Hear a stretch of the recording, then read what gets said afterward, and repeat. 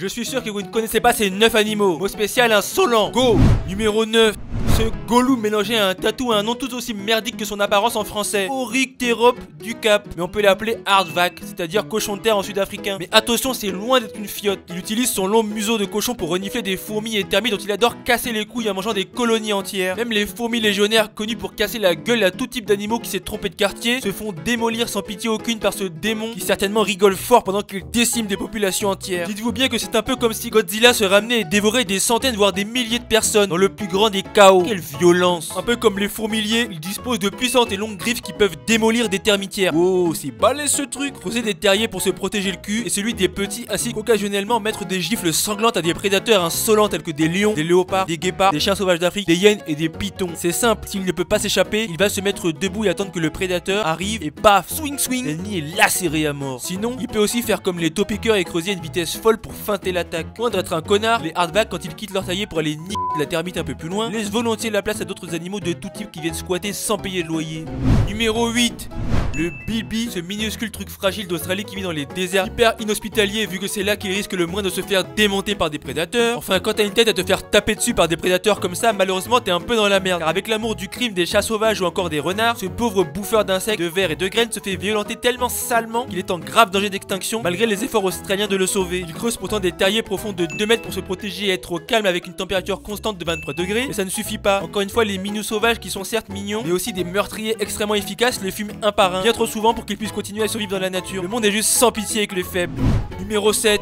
T'es dégoûtant hein. Le condylure étoilé est une bordelle de taupe qui ressemble à une peluche qu'un enfant insolent aurait écrasé de tout son poids et dont l'extrémité se serait éclatée sous la violence du choc. Ne vous laissez pas avoir par son air de minus inoffensif, c'était bel et bien un carnivore et un carnivore vicieux en plus. Son nez au design explosé composé de 22 tentacules est une merveille de technologie biologique qui a mis tous ses points dans l'efficacité et juste aucun dans la beauté du truc. Il s'en sert non pas pour renifler des victimes à se foutre dans le ventre mais pour toucher les fesses des proies et les gober aussi vite. Avec des centaines de milliers de fibres nerveuses et un appétit de démon, il est le mammifère qui mange le plus vite au monde. Il touche le cul de sa victime, détecte qu'il peut la bouffer et l'avale entièrement, le tout en genre 120 millisecondes. Nous quand on touche quelqu'un pour le fun, on joue à chat. Lui quand il touche quelqu'un pour le fun, il joue au génocide. Ce monstre est constamment en train de chercher une nouvelle victime à envoyer au cimetière et ce même sous l'eau. Car il est capable de créer des bulles d'eau et de les respirer ensuite, ce qui en fait l'un des rares mammifères terrestres à pouvoir respirer sous l'eau. Ah, et ses tentacules gonflent lorsqu'il a envie de se reproduire pour atteindre presque 10% de sa masse corporelle. Pour un homme de 70 kg, ça représente des boules de 7 kg. Voilà.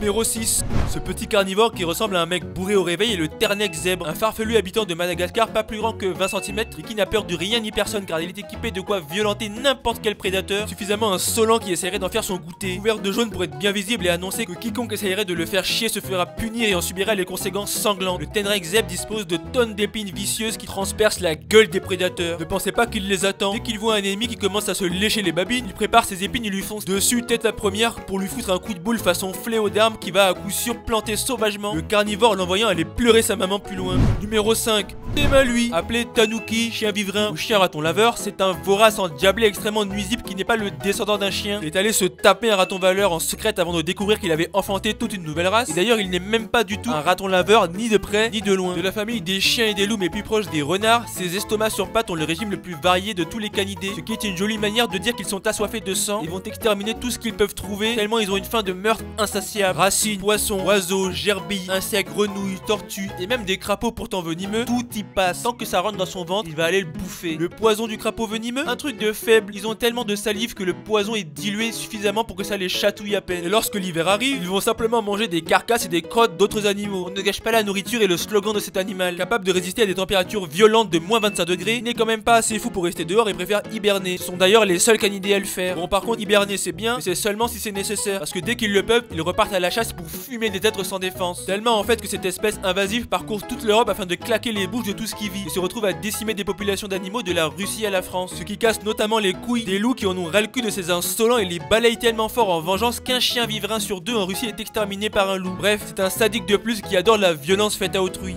Numéro 4. Planer, manger, être peinard sur son arbre. Telle est la vie du colugo. Cet animal assez proche des primates qui passe son temps à planer d'arbre en arbre puis à se poser dessus sans plus rien foutre ensuite tout en esquivant habilement tout type de prédateurs des jungles d'Asie du Sud-Est. Assez doués de leur vie de branleurs assumés, ils peuvent planer sur près de 100 mètres sans presque perdre d'altitude. De quoi fuir tout type de situation de danger assez facilement. Par contre, déjà quand ils grimpent, ils balancent leurs 2 pattes avant, en haut, puis ramènent leurs pattes arrière. Donc c'est lent et franchement claqué comme technique. Et en plus, si jamais ils se foirent et finissent au sol, en 99% des cas, cas, ils se feront déchiqueter parce que vous imaginez bien que pendant les longues heures qu'il va prendre pour retrouver un arbre et y grimper, il y a bien un animal qui va passer sans faire un bon déjeuner gratuit. Numéro 3, le col tigre. C'est un mignon petit criminel qui nous carotte avec sa beauté tellement il adore infliger à ses victimes une mort pure et simple et rien d'autre. Les 6 espèces de cols en général sont les cousins les plus proches des diables de Tasmanie qui, vous le savez, ne respirent que pour infliger des dégâts massifs aux autres animaux. Et les cols sont tout autant sauvages avec leur proie. Capables de grimper, creuser et nager, rien ne les arrête dans la recherche d'un bon repas bien frais et tout cru à se mettre sous la dent. Que ce soit des cadavres ou des vertébrés et insectes qui essayent simplement de survivre. Voire des œufs de tortues et oiseaux et même des opossums pour les cols tigres qui font tout de même 7 kilos donc ont un minimum de muscles.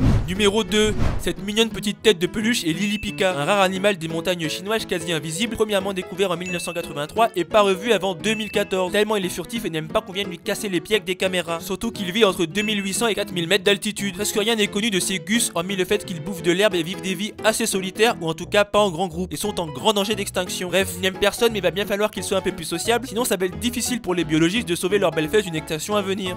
Numéro 1, voici la gerbille pygmée du Baloutchistan, le plus petit des rongeurs du monde ex aequo avec la souris pygmée d'Afrique. Non seulement vous ne la connaissiez pas, mais vous ne connaissez pas non plus son territoire d'origine, le Baloutchistan, la plus large province du Pakistan. Minuscule et adorée d'internet, cette souris vit dans les terres désertiques la nuit, ce qui évite que ses petites fesses de même pas 4 grammes se fassent gober par littéralement tout ce qui y vit, des vipères aux lézards, aux chats des sables, devant se contenter des miettes à faible valeur nutritionnelle, comme des graines apportées par le vent ou des rares feuilles de végétation du désert. Elles arrivent à entrer en hypothermie volontairement afin de ralentir leur respiration et leur flot sanguin pour ne pas brûler la faible énergie qu'elles arrivent à manger dans leur petit corps. Voilà, faites pas les mythos, vous ne les connaissiez pas. Allez, félicitations aux gagnants de la précédente vidéo et bon dimanche.